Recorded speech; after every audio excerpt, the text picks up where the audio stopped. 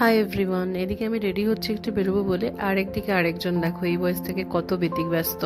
আমাকে সাজুগুজু করতে দেখলেই হয়েছে, অমনি এসে এরকম করবে, পাত্তা না দিলে ড্রেসিং টেবিলের উপর উঠে বসে পড়বে ঠিক এইভাবে। রকি চলে যাওয়ার পর এখন ওকে নিয়ে আমাদের সময় কাটে। তো রেডি হয়ে আমি এখন চলে এসেছি জুডিওর একটা আউটলেটে। দেখতেই পাচ্ছ এখানে মেন্স কালেকশন কিন্তু দারুণ লেগেছে আমার। শুভ গেছিল একটু ট্রায়াল দিতে, তাই আমি একটু ওয়েট করছিলাম। তারপরে এই বাচ্চাদের সেকশনটা দেখলাম, মেন্স শুও অনেক ভালো ভালো রয়েছে, আর এদিকে ওমেন কালেকশনও কিন্তু খুবই ভালো রয়েছে। ডেলি ওয়্যার অফিস যাওয়ার কুর্তি বলো, তারপর পার্টি ওয়্যার ড্রেস বলো, লং গাউন বলো, খুবই ভালো লাগলো আমার প্রত্যেকটা কালেকশন দেখে।